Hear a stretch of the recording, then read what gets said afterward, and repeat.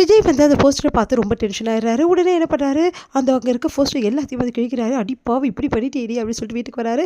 வீட்டுக்கு வந்து அந்த போஸ்டர் எடுத்துட்டு என்ன காவேரி அப்படின்னா, ஏங்க பார்த்தீங்களா எவ்வளோ சூப்பராக இருக்கீங்க பார்த்தீங்கல்ல, சினிமா ஸ்டார் மாதிரி எப்படி எடுத்துருக்கேன் பாருங்க, இப்போ தெரியுதா காவேரியோட வந்து அருமை என்னன்னு சொல்லிட்டு, உங்களுக்கு இதை பார்த்துட்டு ஆச்சரியமாக இருக்குமே. ஆமாம் ரொம்ப ரொம்ப ஆச்சரியமாக தான் இருந்தது அப்படின்றாரு.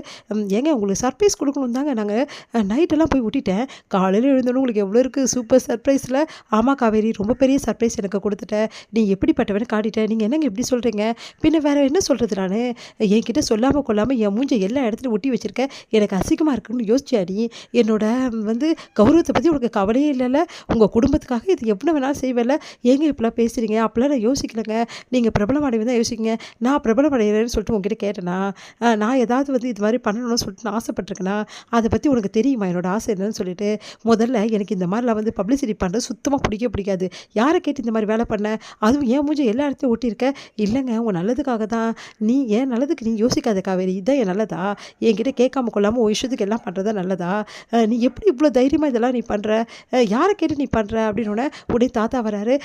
சாரிப்பா, என்னை கேட்டு தான் அவள் பண்ணா, என்ன தாத்தா இதுக்கெல்லாம் போய் பர்மிஷன் கொடுத்துருக்கீங்க, எனக்கு இதெல்லாம் பிடிக்காதுன்னு தெரியும்ல, தெரியும்ப்பா நான் இல்லைன்னு சொல்லலை, ஆனால் எதுக்காகன்னு கொஞ்சம் புரிஞ்சுக்கோ, அவள் உன்னை வந்து அழகாக எல்லா இடத்தையும் ஒட்டினாப்பா, நீ வந்து பிரபலம் அடைவே அப்படின்னு நான் நம்புகிறேன், அவள் அதனால தான்ப்பா இவ்வளவும் பண்ணுறா அப்படின்னோடனே, இங்கே பாருங்கள் தாத்தா அதெல்லாம் கிடையவே கிடையாது புரியுதா, அவள் ஏன் வந்து என்கிட்ட வந்து அழகாக ஃபோட்டோக்கு அப்பளம் கொடுத்து வந்து ஃபோட்டோ எடுத்தா தெரியுமா, அவங்க வீடு வந்து நல்லபடி முன்னுக்கு வரணும் அப்படின்னு சொல்லிட்டு தான், மற்றபடிலாம் நான் எப்படி போனால் அதை பற்றி அவளுக்கு கவலை கிடையாது, என்னோட மனசு கவலை கூட அவருக்கு புரியவே மாட்டேங்குது, என்னை பற்றி அவள் நினச்சி கூட பார்க்கல, முதல்ல என்னோட ப்ரெஸ்டீஜ் என்ன ஆகும், எல்லாரும் என்னை பற்றி என்ன நினைப்பாங்க, அதை பற்றி கொஞ்சமாவது யோசிச்சாலா, இவ நடு ரோட்டில் போஸ்ட் வச்சு ஒட்டியிருக்கா, எல்லாரும் என்னை ஒரு மாதிரி பார்க்குறாங்க, இதெல்லாம் எனக்கு தேவையா தாத்தா அப்படின்றாரு.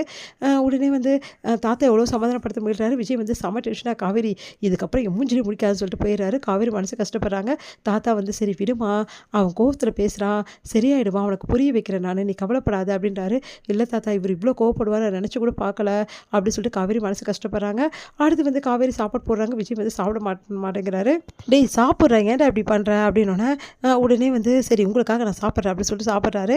அடுத்து வந்து காவேரி போய் பேச போகிறாங்க. விஜய் வந்து அவாய்ட் பண்ணிட்டு போகிறாரு. அடுத்து வந்து காவேரி என்ன பண்ணுறாங்க, ரூமுக்கு போகிறாங்க. இங்கேயும் வந்துட்டாளா அப்படின்னு சொல்லிட்டு வெளியே போகிறாரு. சரி நீங்கள் வெளியே போவேனா, நான் வேணால் வெளியே போயிடுறேங்க, நீங்கள் இங்கே படுத்துக்கோங்க அப்படின்னு சொல்கிறாங்க. உடனே வந்து அப்படியே பார்த்துட்டு வெளியே போகிறாரு. இவர் என்ன இவ்வளோ கோவமாக இருக்காரு, என்கிட்ட பேசவே மாட்டேங்கிறாரு, இவர்கிட்ட பேசாமல் என்னால் இருக்கவே முடியலையே, நான் என்ன பண்ணுறது அப்படின்னு சொல்லிட்டு யோசிக்கிறாங்க காவேரி. உடனே வந்து கார்டனில் உட்காந்துருக்காரு விஜய். அப்போ காவேரி வந்து பேசுங்க, கொஞ்சம் பேச விடுங்க என்ன அப்படின்றாங்க. என்ன பேச போகிற நீ, செய்யறதெல்லாம் செஞ்சுட்டு பேசுறியா, உங்ககிட்ட பேசுறதுக்கு எனக்கு சுத்தமாக விருப்பமே இல்லை அப்படின்னு சொல்லிட்டு நிற்கிறாரு. உன்னை கிட்ட போகிறாங்க, கையை தொடுறாங்க, உன்னை விலக்கி விடுறாரு. ப்ளீஸுங்க அப்படின்னு சொல்லிட்டு கையை வைக்கிறாங்க.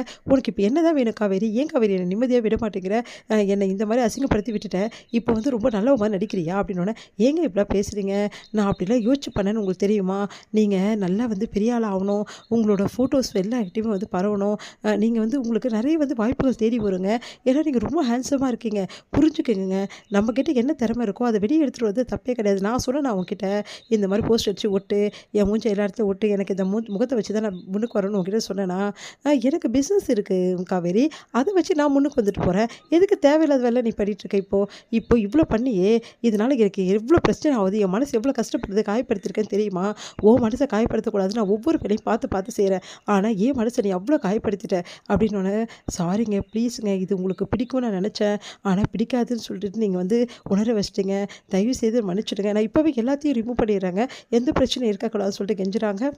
இங்கே பாரு காவேரி ப்ளீஸ் தயவு செய்து இங்கேருந்து போ அப்படின்னு சொல்லிட்டு யோசிக்கிறாரு. இவளை பார்த்தா கண்டிப்பாக நம்ம மனசு மாறிடுவோம் அப்படின்னு சொல்லிட்டு விஜய் வந்து திருப்பி நிற்கிறாரு. உடனே வந்து காவேரி வந்து ப்ளீஸுங்கன்றாங்க. தாத்தா வராரு. தாத்தா பார்த்துட்டு காவேரி போகிறாங்க. நான் பேசிக்கிறேன் நீ போமான்றாரு. ஏன்னா நீ ரொம்ப தான் ஓவராக பண்ணிட்டு இருக்க, காவேரி பாவண்டா, அவளை பாவம் திட்டம் போட்டு செயல்படுத்தியிருக்கா, அவளை பாவன்றீங்க, அப்படி என்னடா திட்டம் போட்டு உங்ககிட்ட சொத்தெல்லாம் எழுதி வாங்கிட்டா, ஏதோ ஆசையாக ஒரு விஷயம் செஞ்சா உன்னை கேட்காம, அது ஒரு பெரிய தப்பா, சரி உனக்கு பிடிக்கலன்னா விட்டுரு, அதுக்காக அவளை ஏன் இப்படி கஷ்டப்படுத்துகிற, முதல்ல போய் அவகிட்ட பேச, அவள் பாவம் சாப்பிடல தெரியுமா அப்படின்னு சொன்னா, கேளு விஜய் தாத்தா உன் நல்லதுக்காக தான் சொல்கிறேன், காவேரி கூட நல்லபடி இருடா, பாவண்டா அவ ஏதோ சின்ன குழந்தை மாதிரி செஞ்சுட்டாடா, அவளை மன்னிச்சிடுறான்றாரு. விஜய் யோசிக்கிறாரு.